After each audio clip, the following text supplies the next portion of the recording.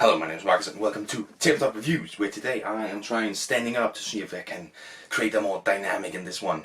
I just have to wait and see how the results are in. But today I'm finally having a look at Evolution New World. And you might notice it says Kickstarter box. Well, I'm the kind of person that assembles all of mine into as few boxes as possible. So when I get two boxes, one that just says Evolution New World and one that says Evolution New World Kickstarter box, I'm gonna put it all into one box, and I just like this cover more. I think the Kickstarter box cover was way nicer than the regular box cover. So into this box it goes. I've done that. K2 has all expansions in it. The World has all expansions in it. Dangers has everything, and Still has everything in it. Everything you see has everything in one box, as much as possible. I love doing that. Anyways, Evolution. Finally getting to review it. It's been like 2 weeks since I said I wanted to do it.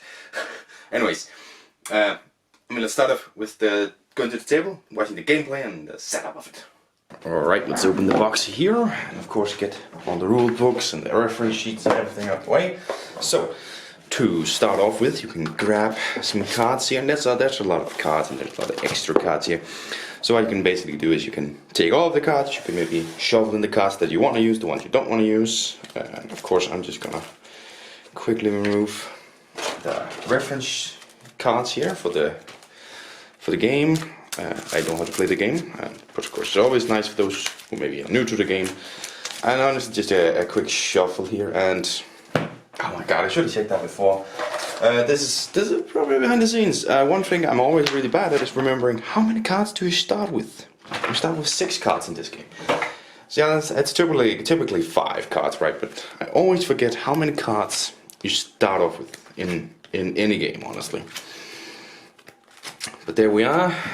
Put them out there and just have this one up here or something. So yeah, 6 cards, 2-player game obviously. Then you have these are area cards, look like this in front, look like this in the back. Opposite the animal cards here, which I don't think is what they're called, I think they're evolution cards or whatever, I don't care. Then you're going to take 2 cards out. And basically going to take out a card for each player, because I'm setting up for 2 players, obviously it's 2 cards. And then 1, 2, 3, 4, 5, 6, and just double check. Cards face down in the pile here, the rest returned to the box. Of course you have food, some different tokens here. I'll get into what tokens mean. You have the first player marker and you have the die here. Okay. Oh, there it is. It's just I was missing a token for a little bit later on in the review. These to the side, and you can kind of just have these somewhere. Right, let's put them up here so players can sort of reach them. There we go, this is the first player marker, and the rules is that the youngest player selects the starting player, and obviously that just means the youngest player is going to select themselves. Now you're ready to start. Start off with the development phase, where you go in turns to playing 1 card to either create a new animal or evolve an animal. So, take creating a new animal, you simply just do this. Bam! Now I've created a new animal. Of course, normally you would probably, with a quick look, because all of them are 2-sided. You have this trait and you have this trait. Now these down here usually just give you access to certain places. You can see on these lakes here, you need swimming to access this one. And that's sort of the same here. Some need high body weight, some kind of something different. Parasite is a bad trait. But in the end you have a reference guide, which I think is very necessary to have out throughout the game. Here it is. A reference sheet here with all of the cards and their abilities, just to check out on them. But basically these ones here, most of them means that either you can take an area, access to an area. Fat tissue means you can store extra food, so to speak, because of the unique food. Carnivorous means that you are now a carnivore. And the purple ones means that they, are against your enemy, sort of. Turning around to these ones right here, they have a description here of their ability. So you look through, figuring, well, which one do I want to not have, and then just kind of play one down, and that is a new animal that you have created. Later on in the round, let's just do the same for this guy over here. Bam. Later on in the round, now you can kind of choose, do I want to upgrade one. And I probably do. I'm gonna make this one carnivorous, so I'm gonna do it like this. Now the +1 we'll get into in just a short while. So yeah, you kind of go through this until you've played all your cards, and not all of your cards, it depends. And then you move on to the... I'll just real quick check if this one has swimming, because if it does have swimming, which it doesn't, whatever. Then move on to areas phase. Now, one thing to note is that all of these ones, they usually have one or two. One that disguises you, and one that makes you obvious to a carnivore. We'll get into how you use carnivore. The next one phase, the areas phase, which is quite simple. You put these ones over, and then you fill them up. So berries on the berry spots. And on the leaf spots, which are actually shelter, that's what they symbolize. They'll of course go on there. Fat storage, which are the yellow ones, will only be out if you have fat tissue and decide to eat extra. Did this one have fat tissue? This one had fat tissue. Just to show you what fat tissue means, and this one to show you how to use carnivorous. You'll just fill it out. All these nice little tokens here, and just the last few berries. Now I obviously really try to put them on properly, but you could, just throw them on there. That's the areas phase. Now it's the feeding phase. In this one, you take your animals and you do a few different things. So obviously I'm starting off over here. One thing is you can just get food from an area here or over here that you have access to. Obviously none of us have swimming, which means none of us has access to these two up here. So it's this down here that have been fought over. And of course, making animals and stuff, you could probably look over here and say, okay, that's 1, 2, 3, 4, 5 berries that we have access to. So I could probably make some more animals and upgrade them later on or something. Because you are going to get access to at least one more, right? So it's like 6 animals. But it all depends on animals. Your choices on how many cards you play, how many animals you make. So, let's say this guy goes into an area he has access to, and he just grabs a berry, bam, and now he's fit. Because every animal needs a baseline of 1 food to be fit. And then the +1s here means that they need 2, but we'll get into that. This one feeds as well. He's now fed. Now this one eats. He's now technically fed up, but we'll take that. The carnivorous goes in and attacks. You check if you can attack something, and of course, something like this, repelling here. When this is attacked by a predator, you may discard repelling and select any other suitable animal on the table as a new target for the predator. And that means, if I had this one on this one, I could just go, well, no, you can attack this one instead. Attacking his own, because his own is available. But because I don't have this one is available. The carnivore attacks it, this one is discarded. And the carnivore gets 2 of these ones right here. So as soon as it eats, it is immediately fed.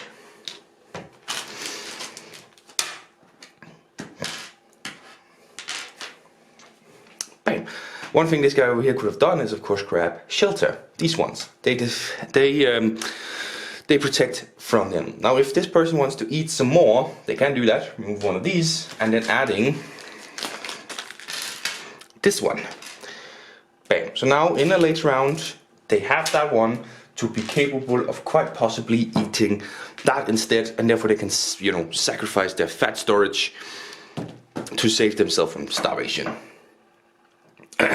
But that's the feeding phase, attacking and feeding and grabbing shelter. And of course, one thing I probably didn't mention is, one thing I noticed over here, you have these paired traits which show an arrow to the ones. That means you have 2 affected by the one. By the way, the rules say that just you do this because a carnivore can only attack once per round. So just doing this just to show I have attacked this round, so I can't do that again.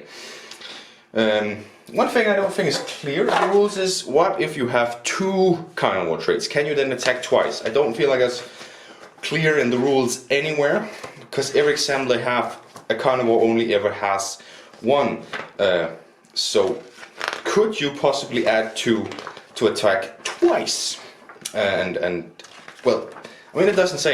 I can't find anything where it says in the rulebook that.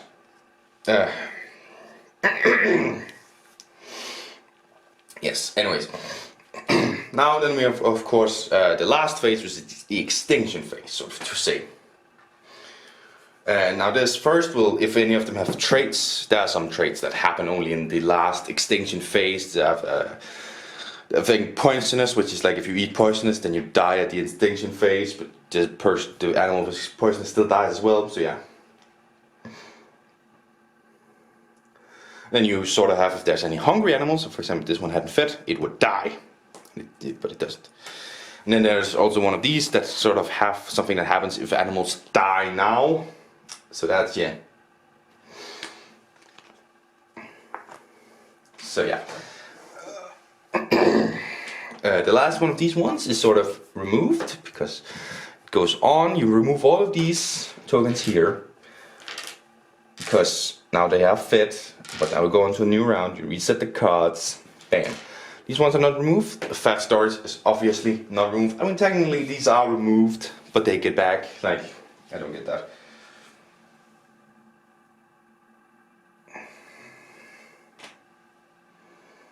So yeah, and then you draw up cards, which is the amount of animals you have plus 2 getting that on. So this person draws 3 cards, and this person draws 2, 3, 4 cards. Bam.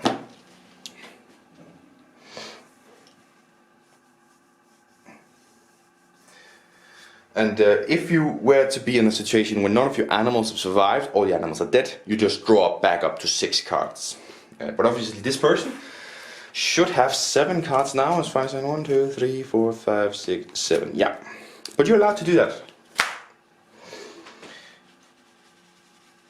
And then of course you pass the first play token and play the next round.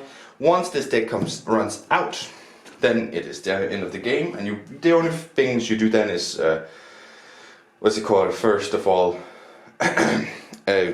run out of traits that have like an extinction, and then you have the extinction step where you kill hungry animals.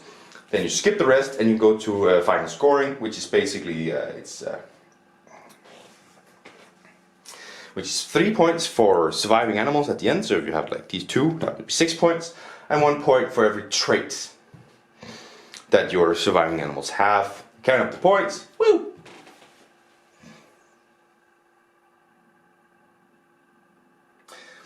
And also, if something like carnivores have +1 here, that makes it more hungry, and it also adds points. So this animal alone would be 4 points, because 2 points for the animal. No, wait. 3 points for the animal, 1 point for the trait, 1 point for that. So that would be 5 points alone in this one animal. Which is of course going to grow. Like a few games we've played, we have like 5 traits on animals that are surviving at the end, because that's going to be necessary.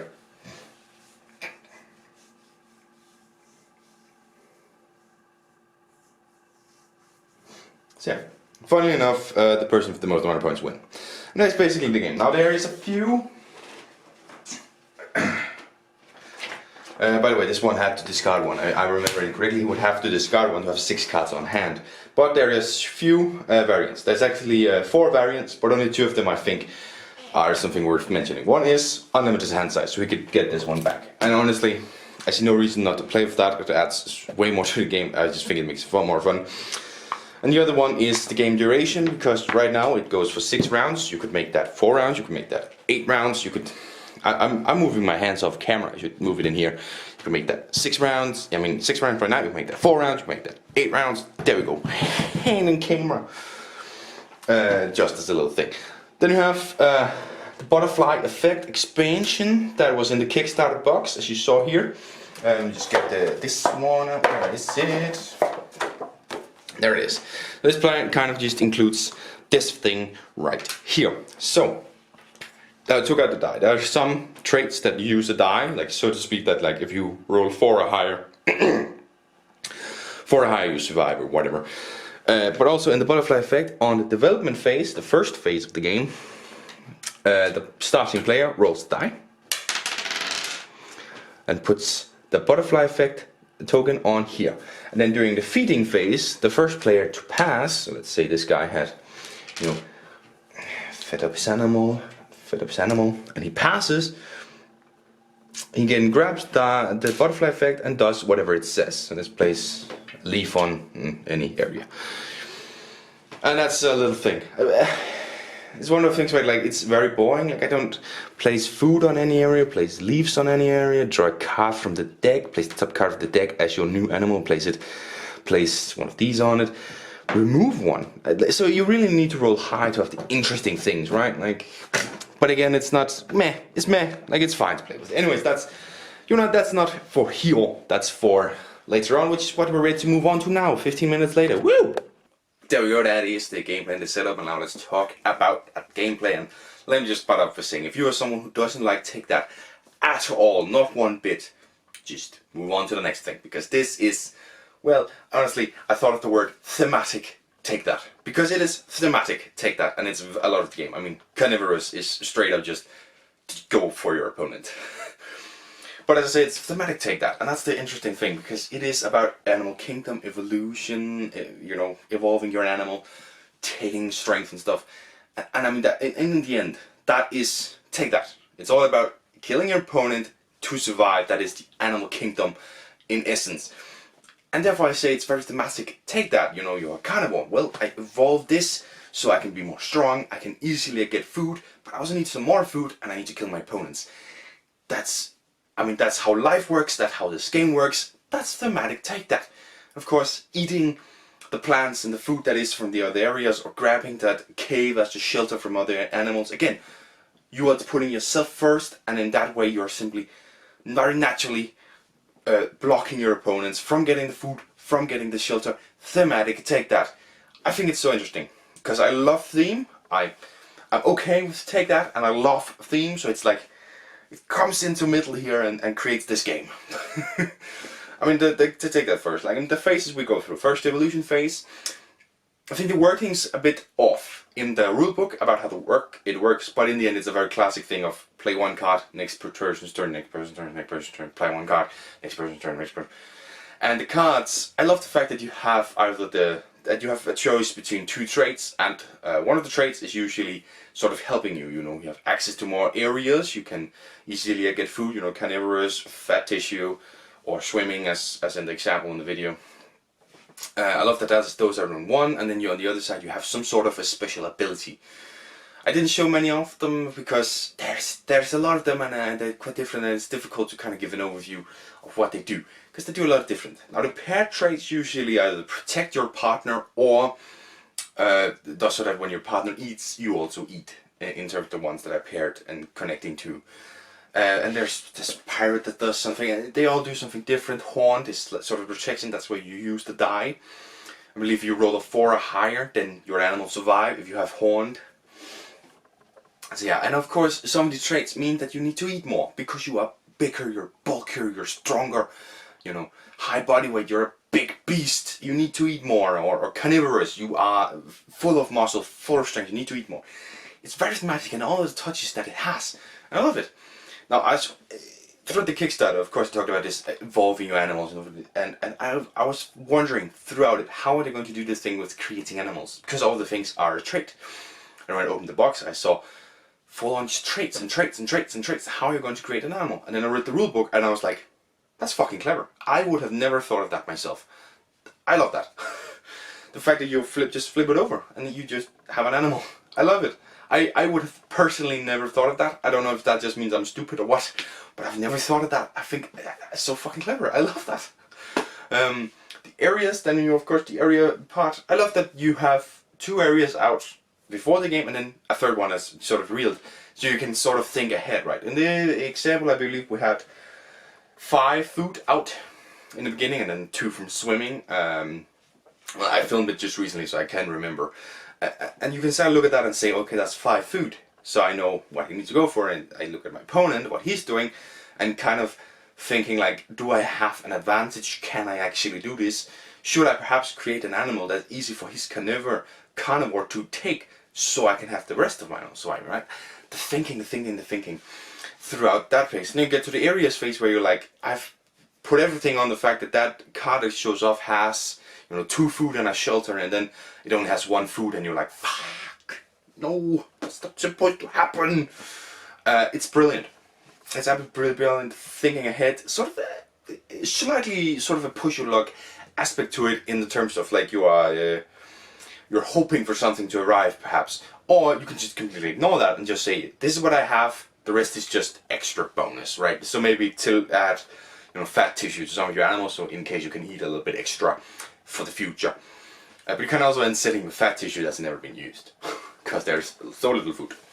Then of course the feeding phase makes sense, going in turn order once again, and then choosing how to feed and how to shelter right. Maybe this animal that has a lot of traits, you want to protect that first, you want to give it a shelter so it doesn't get eaten by his carnivore. And what I said was creating a weaker one that's easier to eat, and then protecting it. And who has first, it's very interesting, it's very intriguing who goes first. What is my turn order in this one? So interesting, so intriguing, so interesting. I really like it. It always asks the question, always have you thinking, you know, forward in it. But it still take that. You know, that's where I have to just go in and say it's still take that. It's still take that. It's still very harsh on your opponents. It's all about destroying your opponents and not just building yourself up. You have to build yourself up to attack your opponents. That's what the game is all about. So it's very mean, I would say, very cutthroat, very take that. And I think that's going to set a lot of people off, because you are constantly building yourself up to attack. You're not building yourself up just to have strength and then hoping that everything goes, like sort of like a viticulture where like you're focusing on yourself and the only annoyance is, oh, you took the thing I wanted to take but I have the grande worker. This is legitimately building yourself up to destroy your opponents. You have to be stronger than your opponents, you have to be luckier than your opponents. It's very mean, and I think what I really don't like is how much effect turn order can have. If you have the first player marker, you are strong as frick. But if you are the third or fourth player, you are going in for a shit round. Really terrible, because like the 2 players before you can just make carnivorous eat you the fuck out. You're the last person, you're fucked. It's so annoying. So turn order have so much, there's so much meanness in it, and some of them are just too lucky, right? Like the horned one, roll a 4 or higher, so above half. I mean, that's, if it was 3 or higher, like even that one number, I would be like, okay, fine. But because it's 4 or higher, you have to roll in the top half, right? That's, man, that's too lucky, right? And I know the other specs are very lucky, and also just by your drawing my hands. Because if you can create like a really good one with like carnivorous, or you have the cloaked, whatever, you're protecting from carnivores, and you have partner traits, so one person eats the like other one. They have an example where one animal eats and which results in 3 animals being fed because of partnership ones. That takes luck. You need to have the right cards on hand. And now there's plenty of the cards, but you are still, like, the more cards you add to the deck, the more diluted it's going to be, the less the likelihood of you getting the correct cards are. So I feel like that's a little bit, man, that's very lucky. That's very lucky to have the right traits. Right? And if you pair with the trait that's like, when you're fed, you're protected from kind of what you started off, you have this one animal eat, and just, and 2 of your animals are protected because that, the last one, not fully protected yet, but soon will be, and just feel like that's too lucky, man. It's way too lucky. And that's not really how life works, right? You were talking about thematic take, that's not really thematic. In life, there's some luck, yes, but evolution is not luck. Evolution is the biology looking at seeing, okay, I mean, this environment demands that we partner up and go a little and grow bigger. So that's what we're going to do over generations, over generations, over generations. This game is more along the lines of, please let me have the guts I need. That's not how evolution works. So right there, you just take all that theme you have and take that, and then you remove all of it in the luck. And really going back from, I mean, I was very fond of it in the first half. Now I'm talking about all the shit I don't like in it. The butterfly, I mean, the little additionals you have, the little variants that you have in the base game and through the butterfly effect, they are like, they're nothing. Like, the butterfly effect is supposed to be an entire expansion, and it's like, you get this one and you roll the dice, yay, and then new cards. what? It's basically a 5 or 6 player expansion, which is what they also sort of say. And then I just go, what? Come on. You're just going to give me a 5 or 6 player expansion? Is that all you're going to give me? And add a little bit to try and change it? Come on. I mean, 5 or 6 player expansion is the most boring expansion that exists. And sometimes they're fun because they add more cards usually, or characters or whatever. But trying to hide it with the butterfly effect, instead of just saying it's a 5 or 6 player expansion, I don't like that. And the game variants, like the prolong in the game, I like that they say directly in it that you can just change the amount of epochs you're going to play, which is what the rounds are called. They're called epochs. I don't think I mentioned that.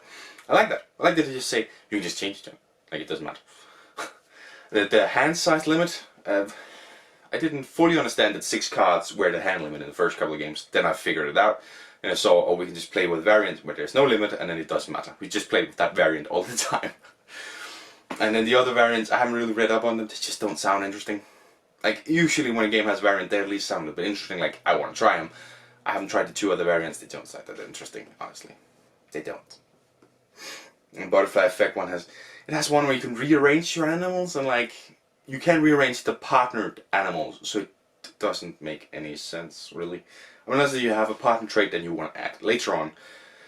But then again, like, rearranging is not that big of a deal, so I'd say that doesn't need to be a variant. That could just be something where you say, oh yeah, you can do that. Like, it doesn't need to be a variant. And then the other variant, I've already forgotten what the other variant for the Butterfly Effect is. And as well, the one where you roll the dice, again, as I said in there, you need to roll the higher numbers for it to be something that's interesting. And then again, it's because it's the first player to pass, but you can't pass unless you are absolutely forced to pass.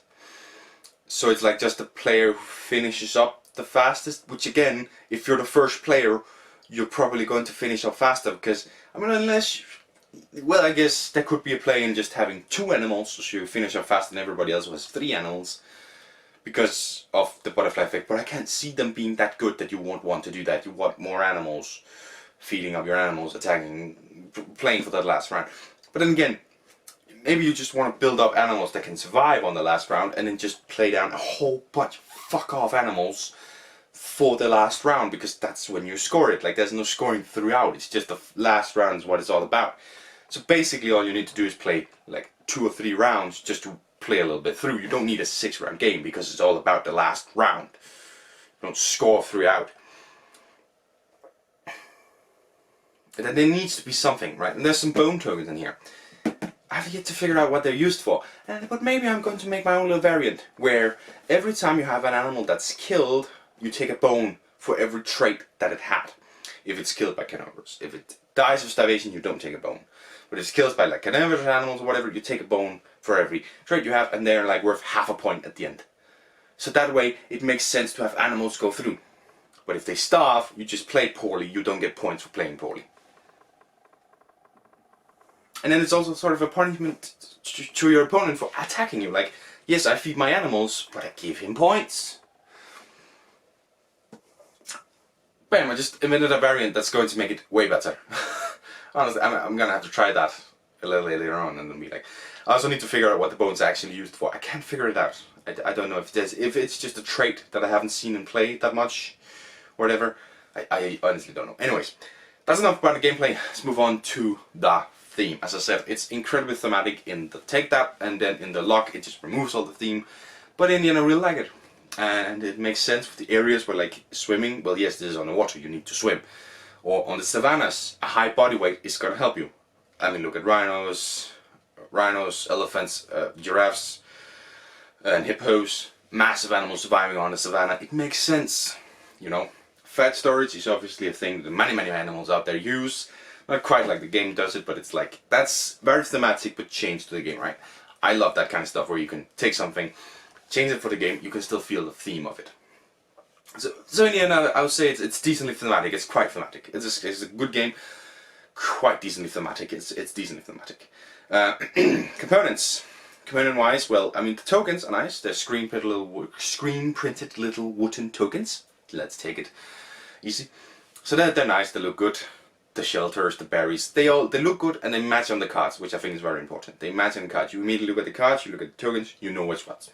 And as well in the rulebook, you know what's what. And that's very important. Some games don't do that. Some games have it be a little bit more difficult, but this one is simple. Also with the animals, as soon as you know what an animal is, you know, the backside of the cards. Every time there's talk about that symbol, you know, okay, that's for the cards. So they've done that really well. The card quality is good. One thing I want to complain about is most of my cards around slightly bent. Slightly bent. You might have seen in the video, slightly bent. Oh man, I'm panicking. Inside I'm having a heart attack. I bought the sleeves for a reason, right? I love games, I love sleeving my games. They bloody bent from the get-go. A new game and bent cards. Come on! That really fucking annoyed me. Man, to have to be bent. What the fuck? But otherwise than that, the cards are good quality. And of course the artwork is... I'm pretty sure it's artwork. Well, I know it's artwork. Like, you can see that it's not artwork, but it's made to be very realistic. And I think it looks absolutely amazing.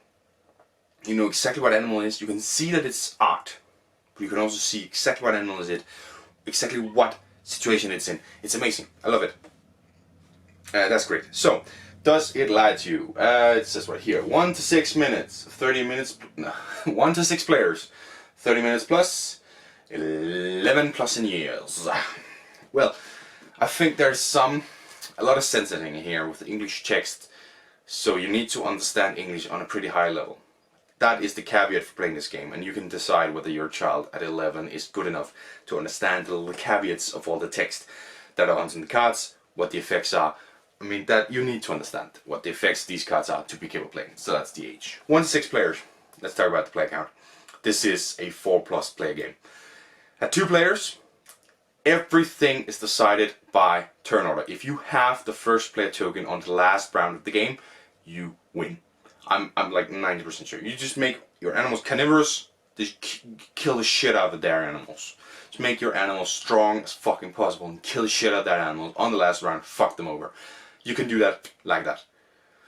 Sure, throughout 6 rounds there might be an animal or 2 that's been protected, but if you can just create 3 or 4 carnivorous animals, you can fuck them over completely. So yeah, at 2 players, the turn order decides everything. At 3 players, it's very close to it as well.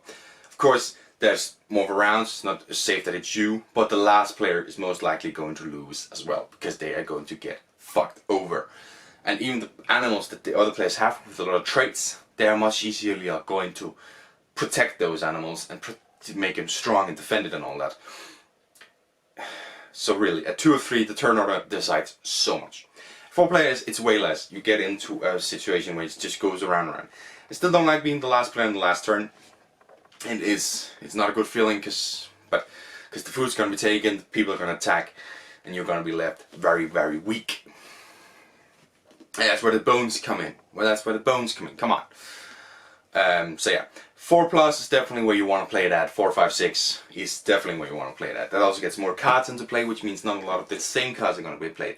That means maybe less carnivores, less fat tissue, less of these cards, and more of interesting powers and more back and forth. And I'll quite possibly make it 8 epochs, 8 rounds at 6 players, at 4 to 6 players, 8 rounds. I think you're going to have a really good game where a lot of stuff is going to happen and it can change a lot, and it will not be decided by turn order, which it will at 2 or 3, 100%. I mean, 2 is 1,000,000%. You're going to decide it by turn order. At 3 players, it's more like 80 to 90% you decide it by turn order. But at 4 plus 8 epochs, 8 rounds, that's the sweet spot. Definitely the sweet spot. But I also think that's going to take quite a lot more than 30 minutes. I would say we're getting closer to 45, 60 minutes if you're going to go 8 rounds, 4 to 6 players. So at the best this game can be, it's 45 to 60 minutes, definitely. But that's also becoming really good. But it's not 30 minutes, no, it's not, it's just 30 minutes. I just want to check if it's 30 minutes per player, but no, it's just 30 minutes it says. So yeah, the game here, I think this is the biggest lie I've ever seen from a game. Because 30 minutes, then you're playing a suboptimal game. At 1 to 2 players, you're playing a suboptimal, well, 2 to 3 players, you're playing a suboptimal game. 4 to 6, you're getting in there. But still, if you're only playing 30 minutes, 6 rounds, you're playing a suboptimal game. The age is whatever.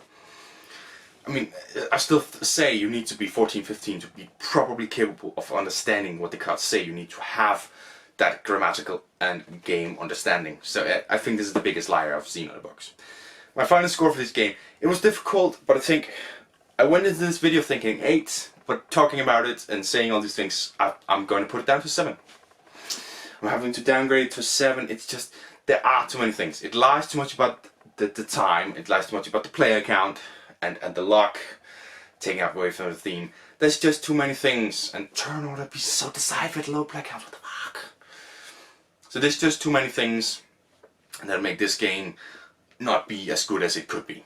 So it's a 7 out of 10 for me for Evolution New World, and just the Kickstarter box is a side itself on Bricklink, and I'm just gonna give that a 7 as well. I mean, just throwing in as many ratings as possible. So yeah, I'm gonna try out the gameplay with the bones and seeing how that goes, because I'm quite curious on that. And I might actually for once make a variant on Kickstarter, because I mean that would be interesting to do that. Anyways, thank you very much for watching this video. Evolution New World is staying in my collection. I want to play it a little bit more. I definitely want to play it more.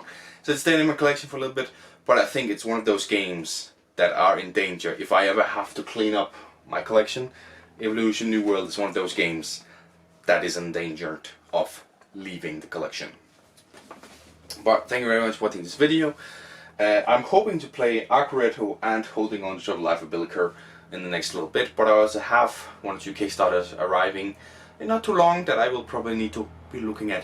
Thank you very much for watching. Hope to see you in the next one. Bye!